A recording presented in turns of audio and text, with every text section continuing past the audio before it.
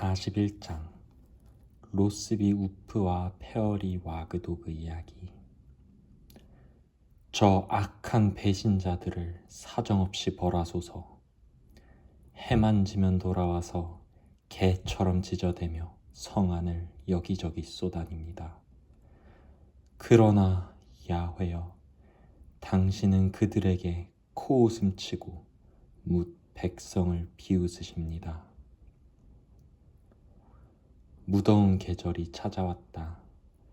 하루에 몇 시간씩 움직이는 것이라곤 햇빛밖에 없는 것 같은 뜨겁고 고요한 여름날이 계속되었다. 나른히 졸고 있는 언덕 위로 하늘, 해, 구름, 바람이 깨어났다.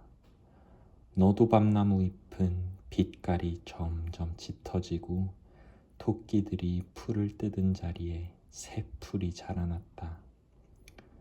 토끼 마을은 번성하고 있었고 헤이즐은 둔덕에 앉아 자기들이 얻은 축복을 헤아려 보기도 했다. 땅 위에서나 땅 속에서나 토끼들은 규칙적으로 먹고 자고 굴을 파는 조용하고 평화로운 일상에 자연스럽게 젖어들었다. 굴길과 굴이 몇 개 더 만들어졌다. 암토끼들은 난생 처음으로 굴파기를 해보면서 무척 즐거워했다. 하이젠슬라이와 티수딘낭은 헤이즐에게 에프라파에서 굴파기만 할 수 있었어도 그렇게 불행하고 절망스럽진 않았을 거라고 말하기도 했다. 클로버와 헤이스택도 굴파기를 잘했으며 자기들이 판 굴에서 마을의 첫 아기 토끼를 낳을 거라고 자랑했다. 블랙카바르와 홀리는 둘도 없는 친구가 되었다. 두 토끼는 정찰과 추적에 대해 수없이 의견을 나누고 딱히 필요하진 않지만 재미삼아 정찰대를 만들기도 했다. 어느 날 새벽엔 실버를 꼬드겨서 1.5km는 좋게 떨어진 킹스클레어의 변두리에 갔다가 돌아와 장난으로 채소밭 서리를 한 이야기를 들려주기도 했다. 블랙카바르는 귀를 찢기는 벌을 받은 탓에 귀가 잘 안 들렸다.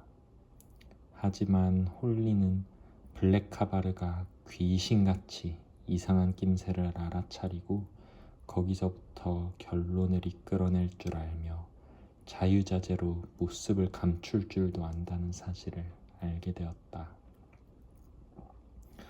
수토끼 16마리와 암토끼 10마리는 행복한 마을을 꾸려갔다. 간혹 말다툼이 있기도 했지만 심각하지는 않았다. 블루벨 말마따마 싸나 불만이 있는 토끼는 언제고 에프라파로 돌아가면 그만이었다. 더구나 함께했던 그 모든 고생을 떠올려보면 큰 싸움이 날 만한 대단한 일은 아무것도 없었다. 암토끼들이 느끼는 평온함이 모두에게 퍼져나갔고 그리하여 어느 날 저녁에 헤이즐은 족장 토끼 노릇을 하는 자신이 아무래도 사기꾼 같다고까지 했다. 마을에는 아무 문제도 없고 해결해야 할 다툼도 없다면서. 홀리가 물었다. 겨울 준비 생각해 보았어? 해지기 1시간 전쯤 수토끼 4-5마리가 클로버, 하이젠슬라이, 빌더릴과 함께 숲 서쪽에서 햇빛을 받으며 풀을 뜯고 있었다. 날씨는 아직도 덥고 언덕은 너무도 조용해서 800m쯤 떨어진 캐논 히스 농장에서 말이 풀 뜯는 소리가 들릴 정도였다. 아직 겨울을 걱정할 때는 아니었다. 헤이즐이 말했다.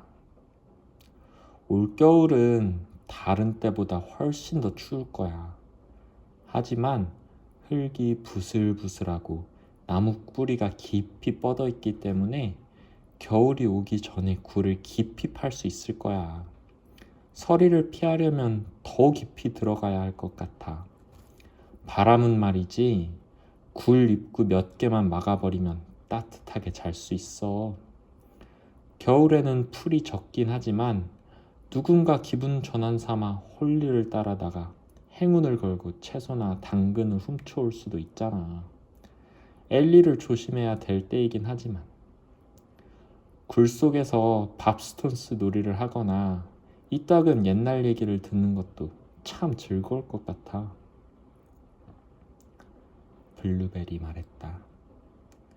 지금 듣는 건 어때? 야, 덴더라이언. 배를 놓칠 뻔한 이야기 말이야. 그거 해봐. 아, 운드호트 물 먹인 이야기?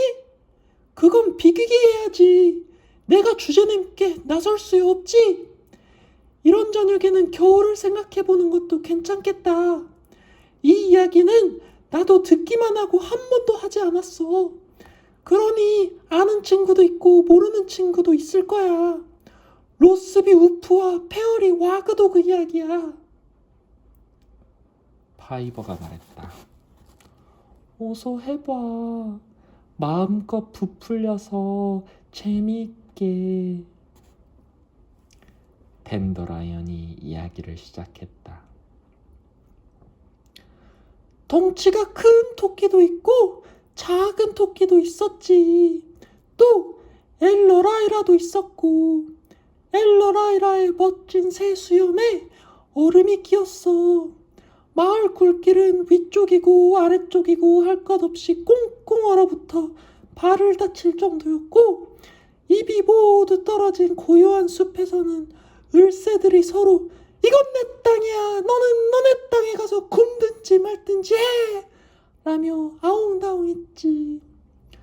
어느 날 저녁 프리스님이 푸른 하늘에서 거대하고 붉은 모습으로 가라앉을 때였어. 엘로라이라와 랍스커틀은 땅속에서 긴 밤을 보내기 전에 얼어붙은 풀밭을 절룩절룩 돌아다니면서 덜덜 떨면서 불을 뜯어먹었지. 불은 건초처럼 쉽게 부스러지고 맛도 없었어.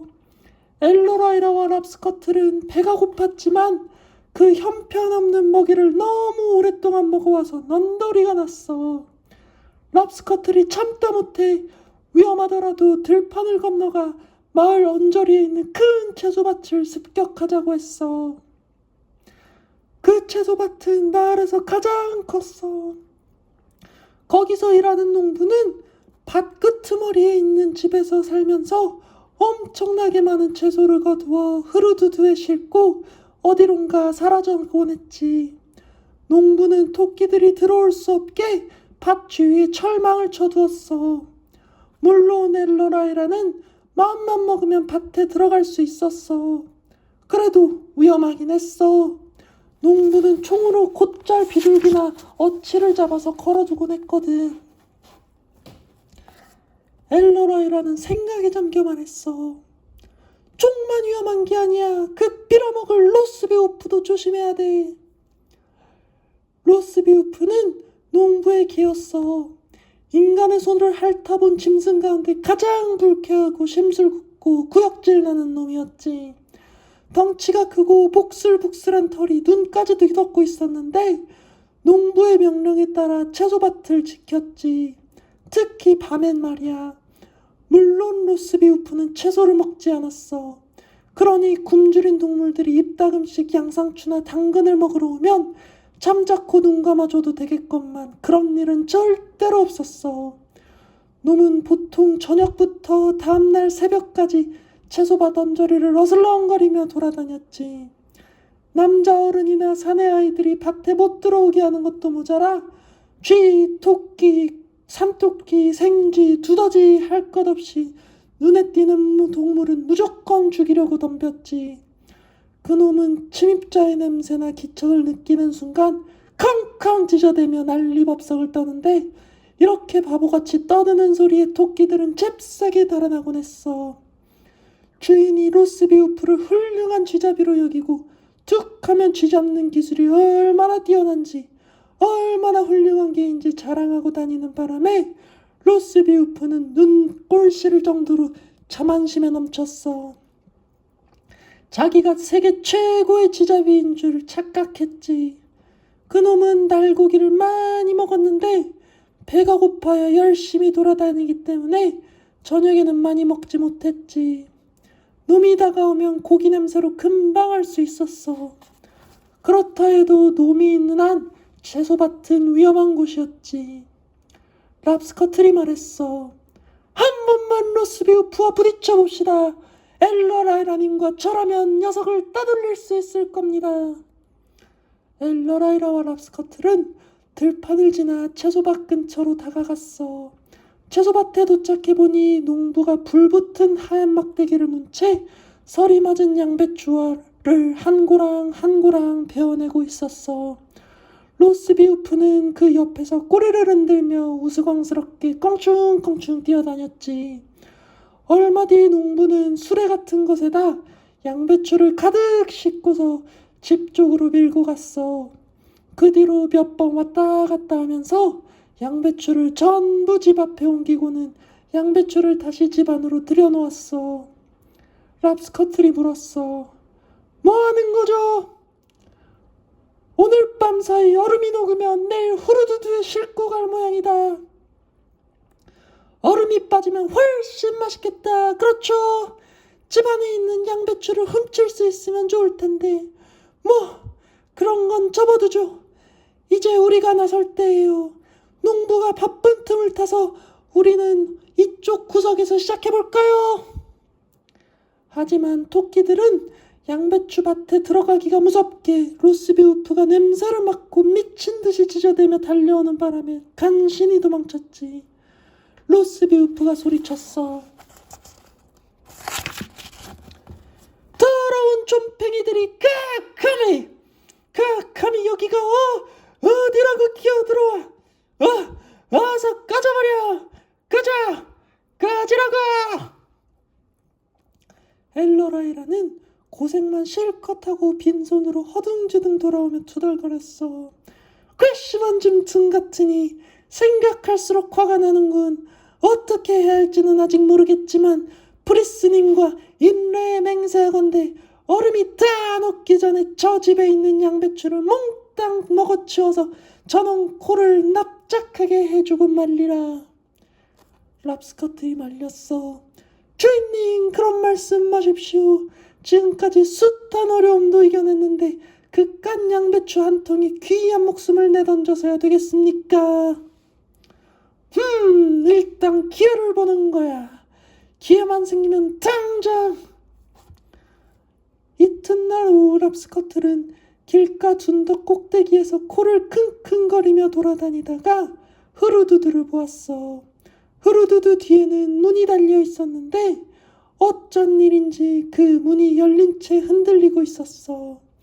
그 안에는 농부가 때때로 밭에다 놔두는 자루 같은 것들이 들어있었지. 그런데 후루두두가 앞을 지나갈 때 자루 하나가 툭 떨어지지 않겠어? 후루두두가 가고 나자 랍스커틀은 먹을 것이 들어있을까 해서 길가로 내려가 냄새를 맡아보았어. 하지만 실망스럽게도 자루 속에는 고기 같은 것밖에 없었어. 나중에 랍스커틀은 엘러라이라에게 그 이야기를 들려주었지. 고기라고? 아직 거기 있을까? 제가 어찌 알겠습니까? 고기는 기분 나빠요. 날 따라와! 어서! 길에 가보니 고기는 그대로 있었어. 엘러라이라는 랍스커틀과 함께 자루를 끌고 도랑가로 가서 파묻었어. 랍스커틀이 물었어. 어디에 쓰려고 그러시죠? 아직 모르겠다. 하지만 쥐새끼들이 파먹지만 않으면 요긴하게 쓸 때가 있을 거다. 이제 굴러 가자. 날이 어두워지고 있어. 두 토끼는 굴러 돌아가려다가 도랑에서 시커멓고 낡은 후루두두 바퀴 껍데기를 발견했어. 너희도 봤으면 알겠지만 꼭 엄청 그 버섯처럼 생겼어. 매끄럽고 질기면서도 우리 발바닥처럼 푹신하고 잘 구부려져. 냄새가 고약하고 먹을 수도 없어. 그걸 보자마자 엘러라이라가 말했어. 이것 좀 뜯어가야겠다. 쓸 데가 있어. 랍스커틀은 엘러라이라가 미치지 않았나 싶기도 했지만 시키는 대로 따랐어. 바퀴 껍데기는 많이 사가 있어서 얼마 뒤엔 토끼 머리통만 한 조각을 떼어낼 수 있었지. 고약한 맛이 났지만 엘러라이라는 조심스럽게 마을로 가져갔어. 그러고는 그날 밤 늦도록 그 껍데기를 조금씩 뜯어냈지. 이튿날 아침 실플레이를 하고 나서도 그 일을 계속했어. 니프리스가 되자 엘러라이라는 랍스커트를 깨워서 밖으로 나오게 한 뒤 그 바퀴 껍데기를 내놓았어. 뭐 같아 보이냐? 냄새는 신경 쓰지 말고 무엇처럼 보이는지만 말해봐. 랍스커틀은 이렇게 말했어. 까만 개코 같습니다. 축축하지는 않지만요. 좋았어! 엘러라이라는 이렇게 말하고는 굴러 내려가 잠을 잤어. 그날 밤도 맑지만 추운 날씨였어. 반달이 떴는데 다들 굴 속에서 추위를 피하고 있는 푸인네에 엘러라이라는 랍스커틀더러 따라 나오라고 했어. 그 까만 개코를 물고 가면서 더러운 것이 눈에 띄는 족족 그것을 밀어 넣었지. 그 중엔 헤이즐이 말을 잘랐다. 그런 건 그냥 넘어가고 빨리 다음 이야기나 해봐.